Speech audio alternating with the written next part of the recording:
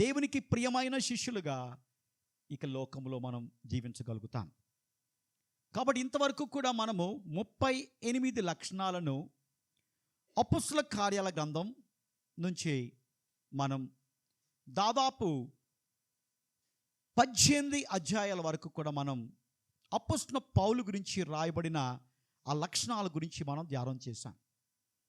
ఈరోజు అపొస్తలుల కార్యాల గ్రంథం 19వ అధ్యాయంలోని యొక్క అలాగే 20 అధ్యాయంలోని యొక్క కొన్ని సంగతులను అంటే శిష్యత్వపు లక్షణాలను మనము ధ్యానం చేసుకుందాం. కాబట్టి ప్రతి ఒక్కరూ కూడా మన యొక్క ఆలోచనలన్నింటినీ కూడా మనం కట్టిపెట్టి దేవుని వైపు మన యొక్క ఆలోచనలు ఉంచి ఈ యొక్క వాక్యాన్ని మనం ధ్యానం చేద్దాం. దేవుని యొక్క వాక్యాన్ని మనం పరిశీలన చేద్దాం. దేవుని యొక్క వాక్యాన్ని దేవుని దగ్గర నుంచి మనం నేర్చుకుందాం. అపొస్తలుల కార్యాల గ్రంథం 19వ అధ్యాయము 11వ వచనం.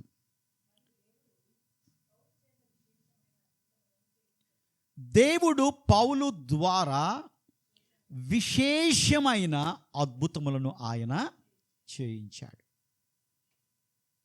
తర్వాత 17వ వచనాన్ని మనం చూచినప్పుడు అదే అధ్యాయం 19వ అధ్యాయం 17వ వచనం.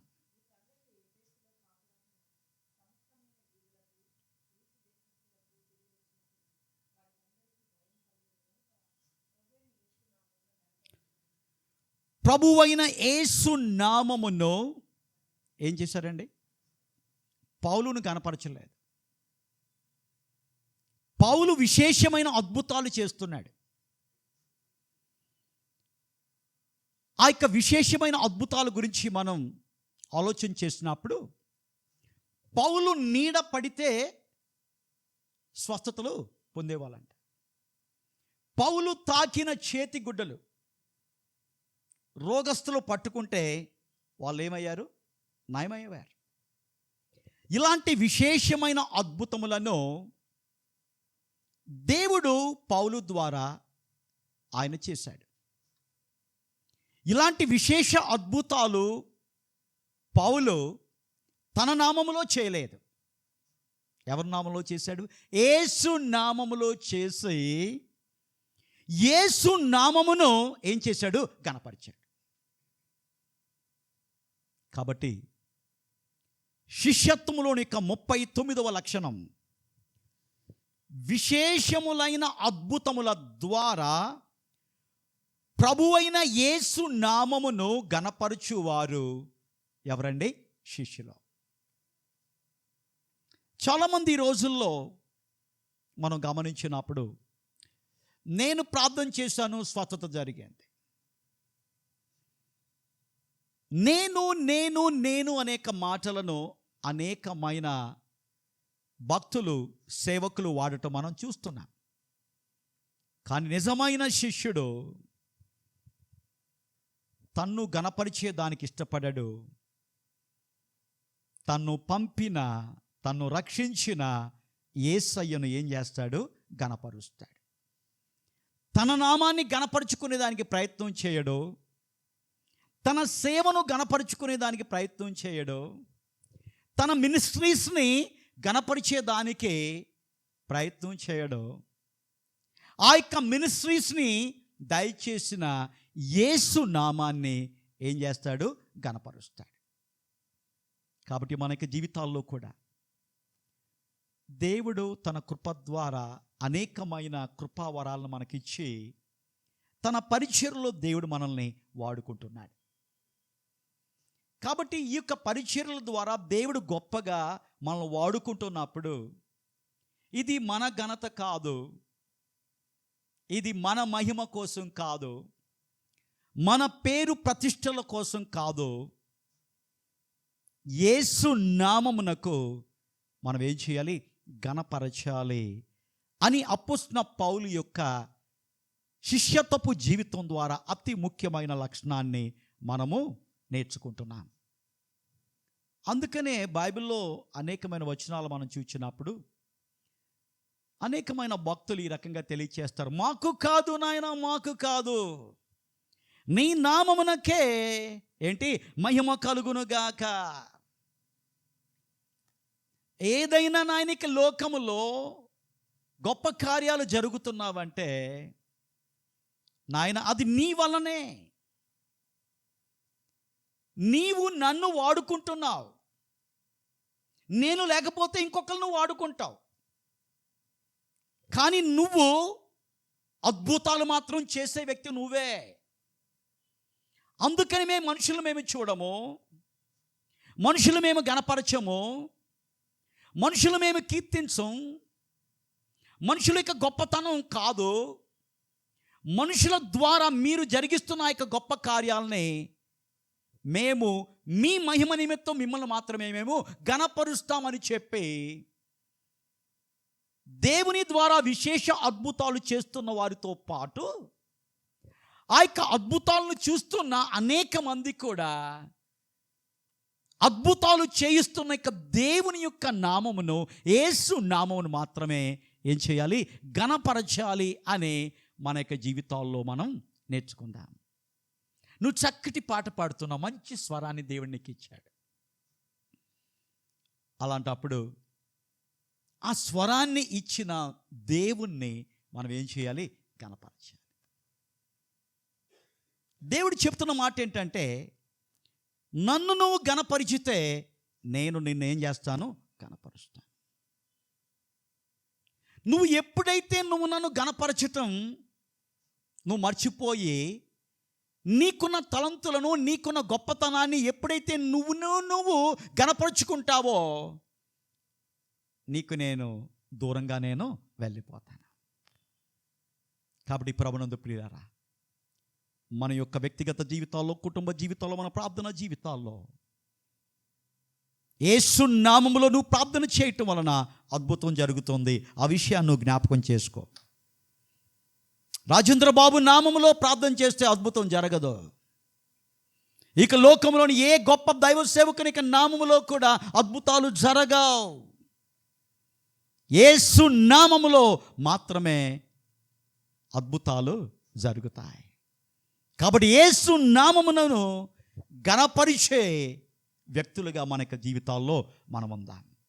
నాయన నీ కొందనాలు నాయన, ఇది కేవలము నీ కృప ద్వారా ఈ అవకాశం నువ్వు నాకు ఇచ్చావు.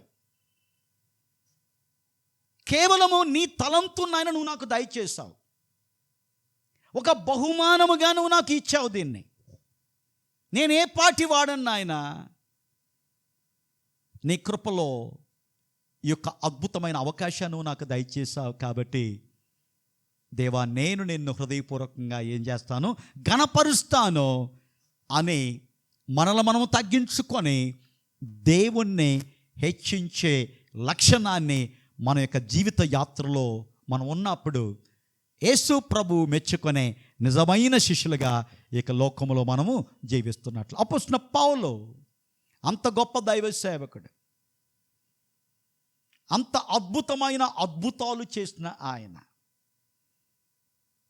దేవుని యొక్క శక్తిని ఇతరులకు చూపించిన వ్యక్తి, దేవుని యొక్క ఆత్మచేత నింపబడి అనేకమైన ఆత్మకార్యాలు చేసిన మహోన్నతమైన దైవ సేవకుడు.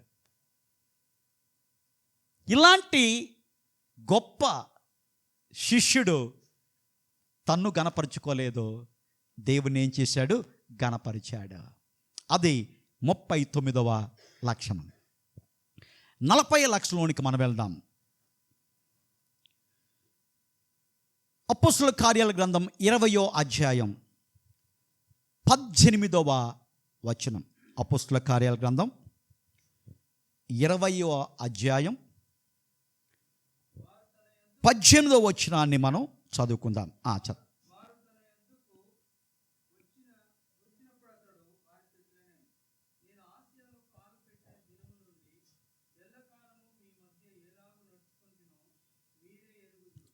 ఒక అద్భుతమైన లక్షణం అపోస్తలుడైన పౌలులో మనకు కనిపిస్తుంది.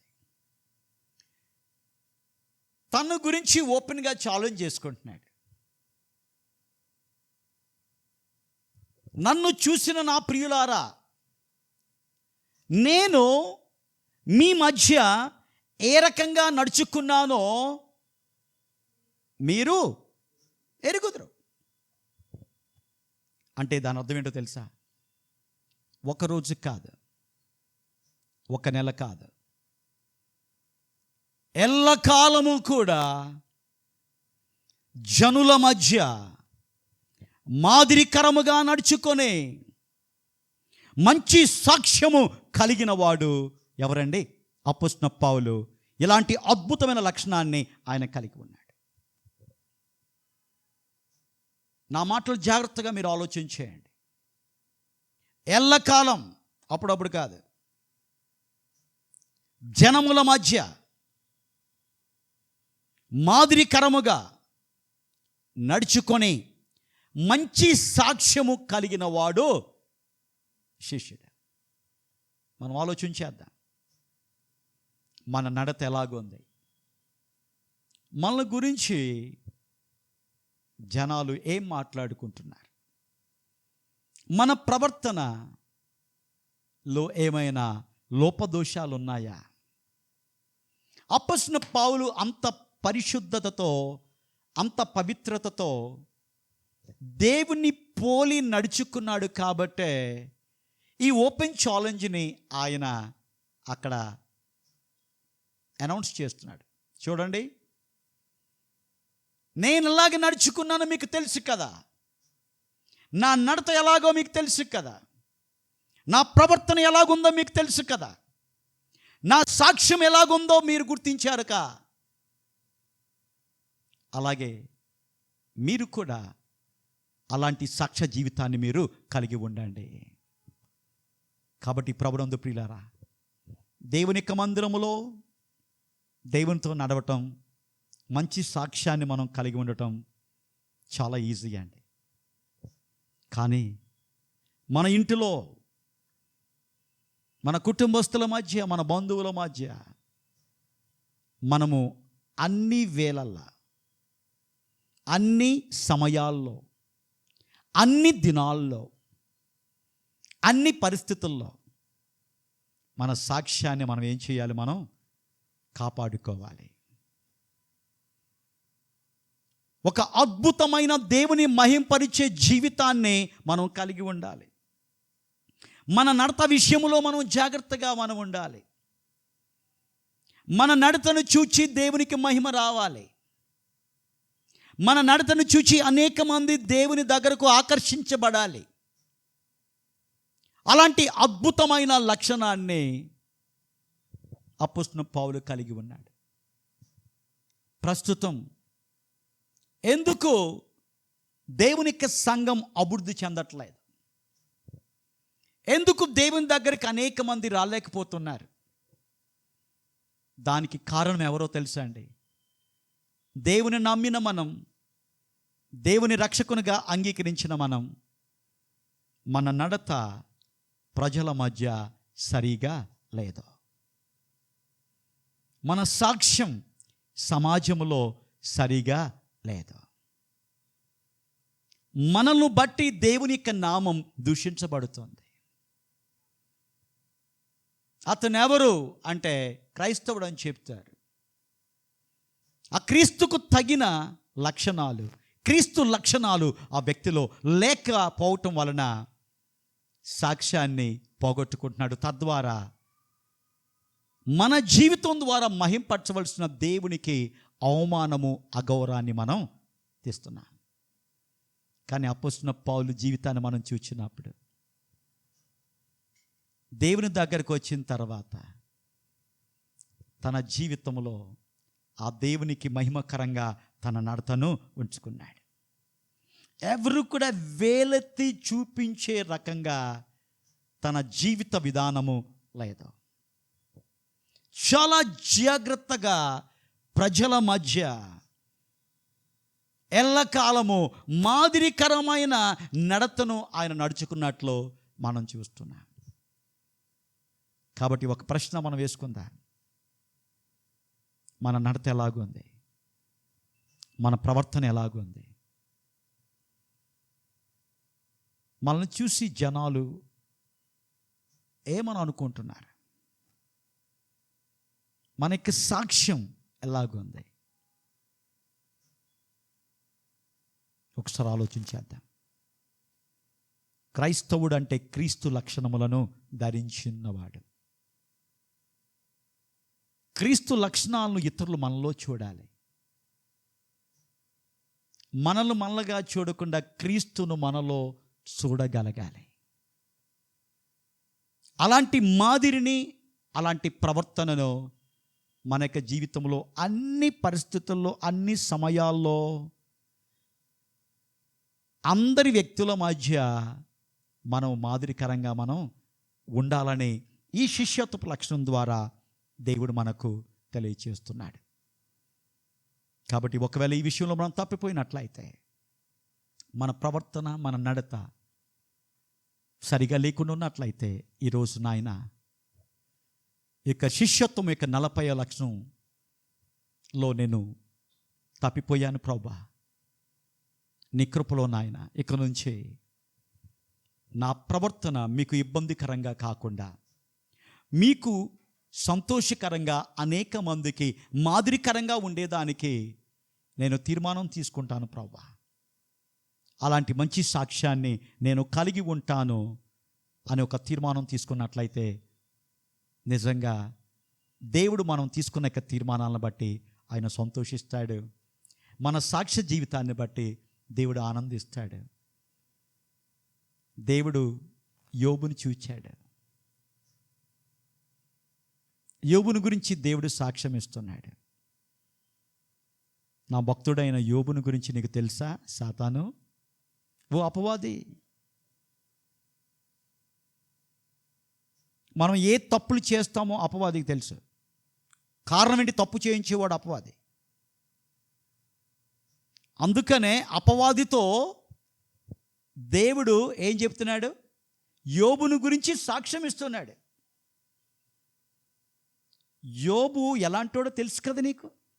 నీతిమంతుడు, యథార్థవంతుడు, దేవునిందు భయభక్తులు కలిగి చెడుతనమును ఏం చేశాడు? విసర్జించాడు. ఒకవేళ నిజంగా యోబు కనుక తన యొక్క జీవితం అన్ని వేళలా, ఎల్ల సమయాల్లో జనుల మధ్య మాదిరికరంగా లేకుండా ఉన్నట్టయితే, వెంటనే సాతాను ఏం చేదుడు?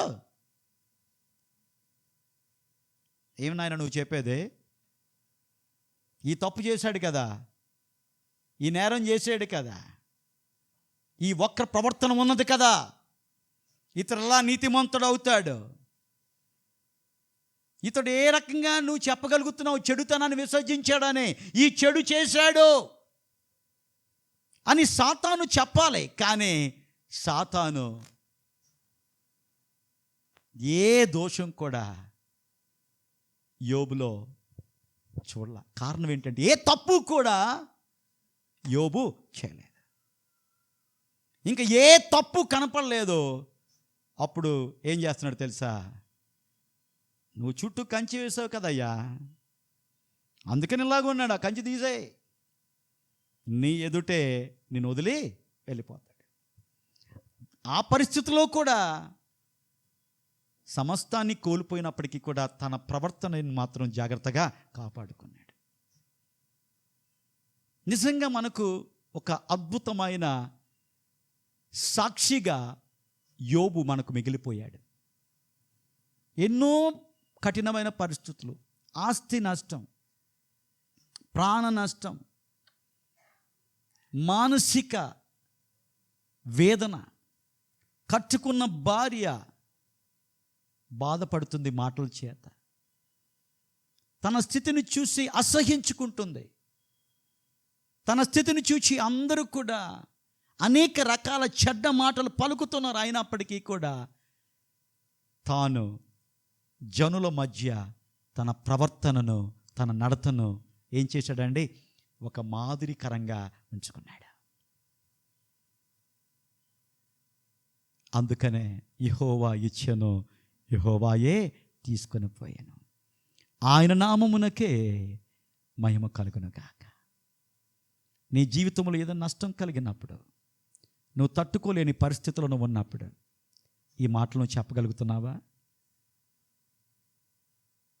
నువ్వు ఎంత నష్టంలో ఉన్నా, ఎంత బాధలో ఉన్నా, దేవుని మహింపరిచే ప్రవర్తన నడత నీలో ఉన్నప్పుడు నువ్వు నిజమైన శిష్యుడు. ఎన్ని బాధల్లో ఉన్నప్పటికీ, సునామీ లాంటి పరిస్థితులు, తుఫాను లాంటి కెరటాలు నీ యొక్క జీవితం పైన వచ్చినప్పటికీ కూడా, ప్రాణాపాయ పరిస్థితులను ఉన్నప్పటికీ, అందరూ నిన్ను విడిచిపెట్టి అనాథగా నిన్ను చేసినప్పటికీ, అనేకమైన అబండాలు నీ పైన ప్రజలు వేస్తున్నప్పుడు, నీ ప్రమేయం లేకుండా నువ్వు తప్పు చేయకపోయినా శిక్షను అనుభవిస్తున్నప్పుడు, అలాంటి పరిస్థితుల్లో కూడా ప్రజల మధ్య ఎల్లకాలం మాదిరికరంగా నడుచుకునే ఒక అద్భుతమైన సాక్ష్యాన్ని మన జీవితాల్లో మనం కలిగి ఉన్నప్పుడు మనము నిజముగా దేవునికి ప్రియమైన శిష్యులుగా మనం ఉంటాం.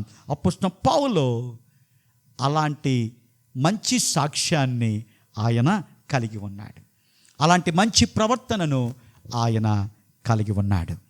41వ లక్షణాన్ని మనం చూద్దాం. 41వ లక్షణం అపోస్తలుల కార్యాల గ్రంథం 20వ అధ్యాయం 19వ వచనాన్ని మనం చదువుకుందాం. యూదుల కుట్రల వలన నాకు శోధనలు సంభవించినను కన్నీళ్లు విడుచుచు పూర్ణమైన వినయ భావముతో నేనెలాగున ప్రభువును సేవించుచుండినో మీకే తెలియను. ఇంకొక అద్భుతమైన లక్షణం ఏంటి అపోస్తలుడైన పౌలు?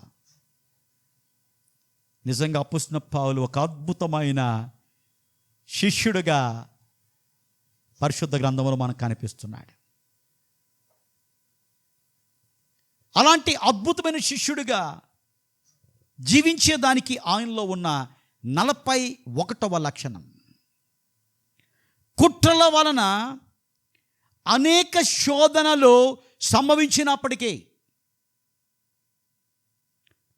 పూర్ణమైన వినయ భావముతో ప్రభువును సేవించువాడు ఎవరండి?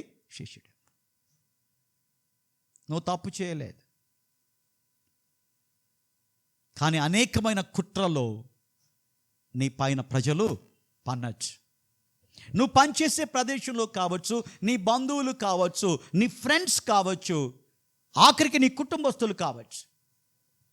అది ఎవరి వలనైనా కానీ నీ జీవితంలో కుట్రలు రావచ్చు, అనేకమైన శోధనలు నీకు సంభవించవచ్చు. అలాంటి పరిస్థితుల్లో పూర్ణమైన వినయభావంతో ప్రభువుని ఏం చేయాలి? సేవించాలి.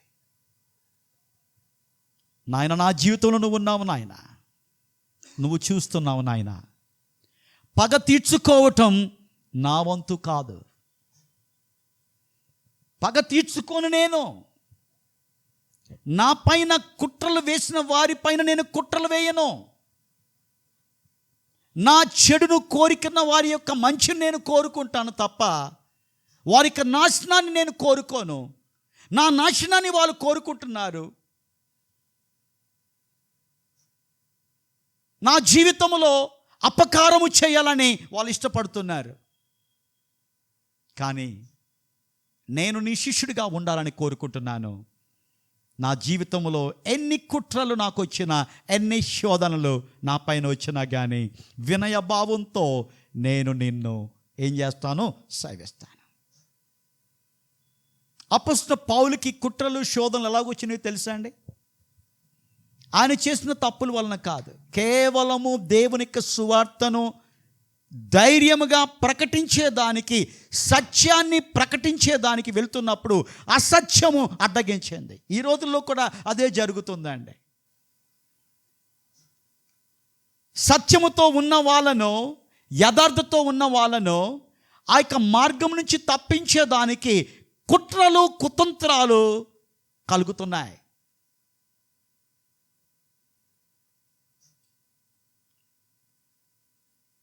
దేవుని నమ్ముకొనని వాడు కాదు, దేవుని నమ్ముకున్న వాళ్ళే ఒకరిపైన ఒకరు కుట్రలు పన్నుతున్న భయంకరమైన పరిస్థితుల మధ్య సంఘం జీవిస్తుంది. అలాంటి పరిస్థితుల్లో దేవుడి యొక్క 41వ లక్షణం ద్వారా మనల్ని ఆయన ప్రోత్సహిస్తున్నాడు. చూడండి, మీ పైన మీరు కుట్రలు రావచ్చు, మీకు అనేకమైన శోధనలు కలగచ్చు. నువ్వు తప్పు చేయకపోయినా అనేకులు నిన్ను నిందించి నీ పైన దుష్ప్రచారం చేయొచ్చు, బ్యాడ్ ప్రోపగెండా నీ పట్ల వాళ్ళు చేయొచ్చు. నువ్వు సత్యాన్ని ప్రకటించే వ్యక్తివి, నువ్వు సత్యవంతుడవు, యథార్థవంతుడు, కానీ వాళ్ళు నీ పైన బురద చల్లే ప్రయత్నం వాళ్ళు చేయొచ్చు. అసత్యాన్ని వాళ్ళు ప్రకటిస్తూ ఉండొచ్చు. వారికి అసత్యాన్ని చూచి నువ్వు భయపడక్కర్లేదు, వాళ్ళ మాటలు చూసి నువ్వు ఆలోచించేయక్కర్లా. నువ్వు నా శిష్యుడు కాబట్టి నువ్వు చేయవలసిన పని ఏంటంటే వినయ భావముతో నన్ను నువ్వు సేవించు. దేవుణ్ణి సేవించిన వారిని దేవుడు గణపరుస్తాడు. దేవుడు చెప్తున్నాడు, నువ్వు నన్ను సేవించు, ఆ పరిస్థితుల మధ్య నేను నిన్ను గణపరుస్తాను. మనుషులు నిన్ను అవమానము పరచాలని వాళ్ళు ప్రయత్నాలు చేస్తున్నారు. Don't worry, don't look at them, just neglect. దాని గురించి థింక్ చేయకు, ఈవెన్ దాని గురించి వరీ అవ్వకు. నువ్వు నా శిష్యుడవు, నువ్వు నన్ను సేవించు, నేను నిన్ను గణపరుస్తాను. ఎక్కడ అవమానం కలిగిందో అక్కడ నీకు రెట్టింపు ఘనత నీకు నేను ఇస్తాను. ఏ నోరైతే నీ గురించి చెడుగా మాట్లాడిందో ఆ నోటితోనే నీ గొప్పతనాన్ని నేనేం చేస్తాను, వివరిస్తాను. కారణం ఏంటంటే నేను న్యాయవంతుడను, నేను యథార్థవంతుడను, నేను న్యాయాధిపతిని, నేను చూస్తూ ఊరుకుండే దేవుడిని కాదు.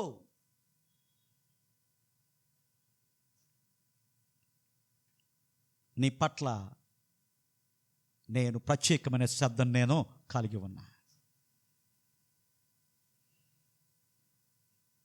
సాధారణంగా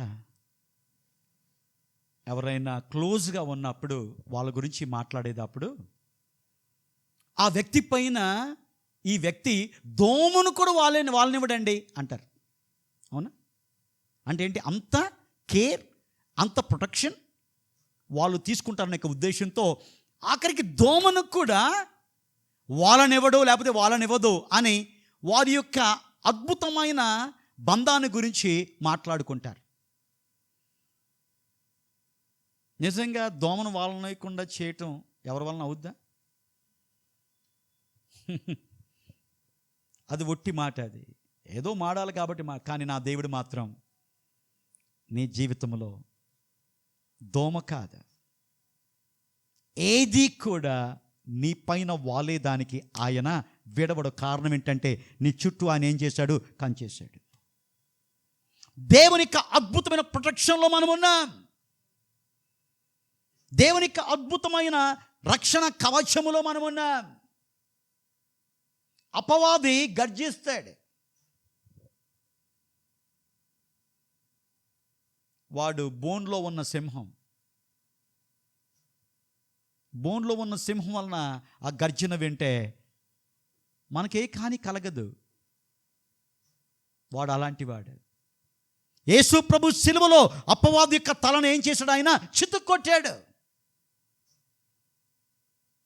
అపవాది మనల్ని ఏం చేయలేడు. వాడు ఏం చేస్తాడంటే గర్జిస్తూ ఉంటాడు, నిన్ను భయపెట్టాలని ప్రయత్నం చేస్తూ ఉంటాడు, కొన్ని కూతలు కూస్తూ ఉంటాడు, కొన్ని గర్జనలు చేస్తూ ఉంటాడు. కానీ నువ్వు జ్ఞాపకం చేసుకో, మనం నమ్ముకున్న దేవుడు మన పక్షాన ఆయన ఉన్నాడు. కాబట్టి మనక జీవితాల్లో కుట్రల వలన అనేక శోధనలు మనకు సంభవించి అప్పటికీ పూర్ణమైన వినయభావంతో వాళ్ళు కుట్ర చేస్తున్నారని మనం కుట్ర చేయం. వాళ్ళు చెడ్డగా మాట్లాడతారని చెప్పి వాళ్ళ గురించి మనం చెడ్డగా మాట్లాడాం. వాళ్ళు మనకు అవమానపరిచే రకంగా వాళ్ళు ప్రవర్తిస్తున్నారని చెప్పి వాళ్ళ అవమానాన్ని దిగజార్చే రకంగా మనం చేయం. కారణం ఏంటంటే మనం శిష్యులం. ఇక లోక సంబంధించిన వాళ్ళైతే ఆ పని చేస్తారు. Tit for tat. వాడు నాకు ఇలా చేశాడా, వాడు అంతు నేను చూస్తాను. నాకు చేసిన దానికి ప్రతిఫలంగా వాడు రెట్టింపులు వాడికి ఏం చేస్తా, నష్టం కలిగిస్తా. ఇది ఈ లోక నైజం. శిష్యునికి నైజం ఏంటంటే, నేను పూర్ణ వినయ భావంతో నేను దేవుణ్ణి ఏం చేస్తాను, సేవిస్తాను. That's it. నేను చేసే సేవకు అనేకమైన అడ్డంకులు రావచ్చు, అనేకమైన శోధనలు రావచ్చు, అనేకమైన అవరోధాలు కలగచ్చు. కానీ నేనేం చేస్తాను, సేవను ఏం చేస్తాను, ఆపను. వాళ్ళు ఏదో అంటున్నారని చెప్పి నేను బ్యాక్ స్టెప్ వేయను. నేను చేసే పని దేవునికి మహిమ నిమిత్తం. ఆ దేవుడు నన్ను పిలిచాడు. ఆ పిలిచిన దేవుడు నమ్మకస్తుడు. ఆయన నడిపిస్తాడు, అంతవరకు ఆయన నడిపిస్తాడు. ఆయన చిత్తానుసారంగా నన్ను నడిపిస్తాడు. కాబట్టి ఇక లోకంలోని యొక్క అపవాది గర్జనకు నేను భయపడను. పూర్ణ వినయ భావంతో దేవుని ఏం చేస్తాను, నేను సేవిస్తానని చెప్పి జీవితంలో కొనసాగేవాడే నిజమైన శిష్యుడు. ఆ రకంగా అపొస్తలుడైన పౌలు కొనసాగాడు. అపొస్తలుడైన పౌలు సత్యాన్ని చెబుతున్నాడు, సత్యాన్ని ప్రకటిస్తున్నాడు. ఉన్నది ఉన్నట్టుగా పరిశుద్ధాత్మ దేవుని యొక్క సహాయంతో ఆత్మవశంలో ఉండి నడుస్తున్నాడు. మంచి సాక్ష్యాన్ని కలిగి ఉన్నాడు. బ్రతుకుట క్రీస్తే అని క్రీస్తు కోసం బతికాడు. అలాంటి పౌలు జీవితంలో శోధనలు వచ్చినాయి, కష్టాలు వచ్చినాయి, శ్రమలు వచ్చినాయి. ముమ్మారు బెత్తములతో కొట్టబడ్డాడు, చెరసాల్లో వేయబడ్డాడు. భయంకరమైన ఓడ ప్రయాణంలో ఓడ బద్దలైపోయింది. ఇలాంటి పరిస్థితులు ఎదుర్కొంటున్నప్పుడు తన ఎదుట ఉంచబడిన పందెములో ఓపికతో ఏం చేశాడు, పరిగెట్టాడు. సోలిపోలేదు. మనం పాట మాత్రం పాడతాం, సోలిపోవలదు మన్నాసా, సోలిపోవలదు, నిన్ను కని పిలచిన దేవుడు విడచిపోవునా. నిన్ను కన్న దేవుడు, నిన్ను పిలిచిన దేవుడు, నిన్ను నడిపిస్తున్న దేవుడు నిన్ను విడిచి వెళ్ళిపోతాడా? ఎందుకు సోలిపోతున్నా? వాళ్ళు ఏదో అన్నారు, వీళ్ళు ఏదో అన్నారని సోలిపోకో. ఈ లోకములో ఫలాలు కలిగిన వృక్షం పైకే రాళ్ళు పడతాయి. ఆ రాళ్ళు పడినందుకు దేవునికి స్తోత్రాలు చెల్లిద్దాం. నాయన కాస్తో కోస్తో ఏదో ఫలముందు నాలో, అందుకని రాళ్ళు పడుతున్నాయి. ఫలాలు లేని వృక్షం పైన రాళ్ళు వేయరు. ఆకుల కోసం ఎవడో రాడేయడు, ఫలాల కోసమే రాడేస్తాడు. కాబట్టి మనకి జీవితాల్లో కూడా అంతే. అపొస్తలుడైన పౌలు అదే అనుకున్నాడు, నాయనా నేను నీకు శిష్యుడిగా ఉంటాను ప్రభా. ఎన్ని రాళ్ళు నా పైన పడినప్పటికీ, ఎన్ని కష్టాల సుడిగుండాలో నేనున్నప్పటికీ, అనేకమైన ఉపద్రవాలు నా యొక్క జీవితంలో, నా విశ్వాస యాత్రలో, విశ్వాస ప్రయాణంలో ఉంటున్నప్పటికీ కూడా నాయన వినయ భావంతో నేను ఏం చేస్తాను, సేవిస్తా. రెట్టింపుల ఉత్సాహంతో నాయన నీ కోసం నేను పరిగెడతాను నాయన. ఇంతవరకు రాళ్ళు వేయకముందు నేను కొంత పని చేస్తున్నట్లయితే, రాళ్ళు వేసిన తర్వాత దానికంటే ఎక్కువ పని నేను నీకోసం చేస్తాను అనే యొక్క దృక్పథాన్ని కలిగిన వాడు ఎవరండి? శిష్యుడు. కాబట్టి ప్రభునందు ప్రియులారా, నేను 3 విషయాలని ఈరోజు మీకు నేను తెలియచేశాను. అపొస్తలుడైన పౌలు జీవితంలో నుంచి 3 ముఖ్యమైన, మనందరి జీవితంలో కూడా మనం ఎప్పుడూ జ్ఞాపకం చేసుకొని పాటించవలసిన 3 అమూల్యమైన సూత్రాలు. 39వ లక్షణం, విశేషములైన అద్భుతముల ద్వారా దేవుడు నిన్ను వాడుకుంటున్నప్పటికీ కూడా, అనేక కార్యాలు దేవుడు నీ పట్ల చేస్తున్నప్పటికీ కూడా నిన్ను నువ్వు గణపరుచుకోకుండా యేసు నామాన్ని మనం ఏం చేయాలి? గణపరిచేవాడే శిష్యుడు. తర్వాత 40, ఎల్లప్పుడూ జనుల మధ్య మాదిరికరముగా నడుచుకొని మంచి సాక్ష్యము కలిగిన వాడు ఎవరండి? శిష్యుడు. ఈ లోకం భయంకరమైన లోకమే అండి, పాపభూయిష్టమైన లోకం. మంచికి స్థానం లేదు. నేను ఎప్పుడు చెబుతూ ఉంటాను, పరిశుద్ధుడైన యేసు ప్రభువునే ఈ లోకం వదిలిపెట్టలా.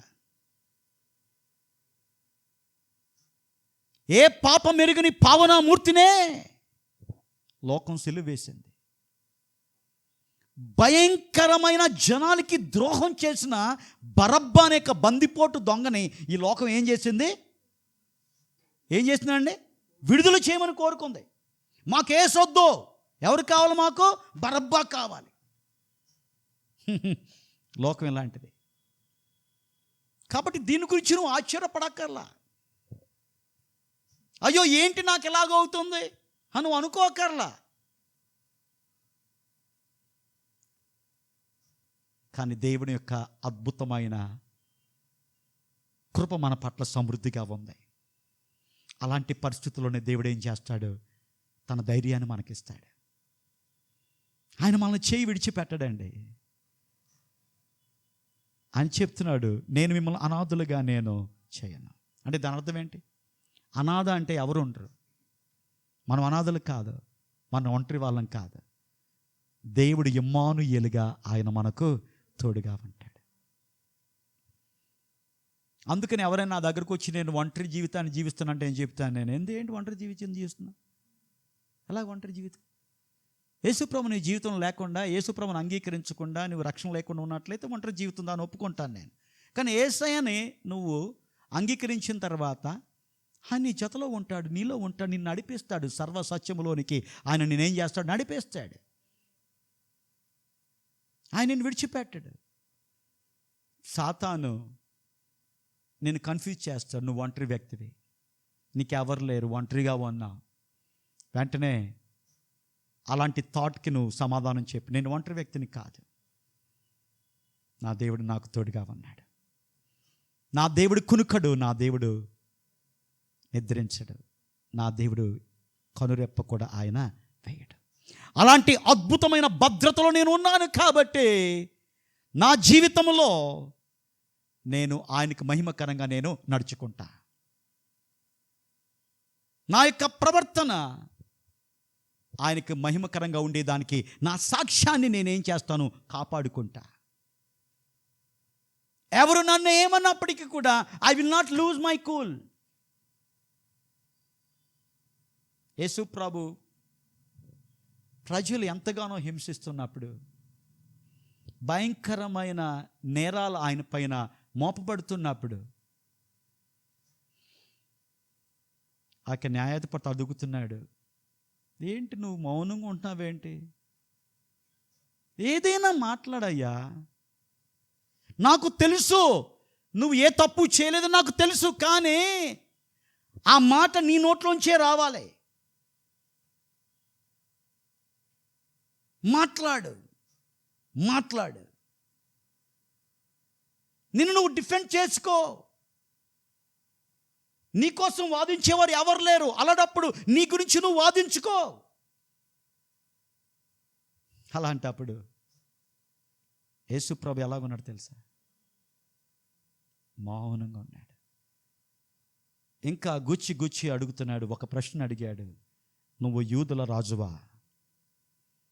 దానికి మాత్రం ఒక సమాధానం చెప్పాడు, ఏంటంటే నువ్వు అన్నట్టే. అదొక్కటి పట్టుకున్నారు.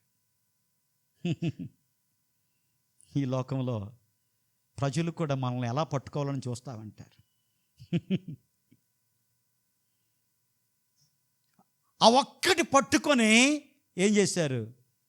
ఇంతకంటే ఏం కావాలి? ఇతను ఏమంటున్నాడు? యూదుల రాజు అంటున్నాడు. కాబట్టి మాకు సీజర్ మా రాజు, ఈయన కాదు.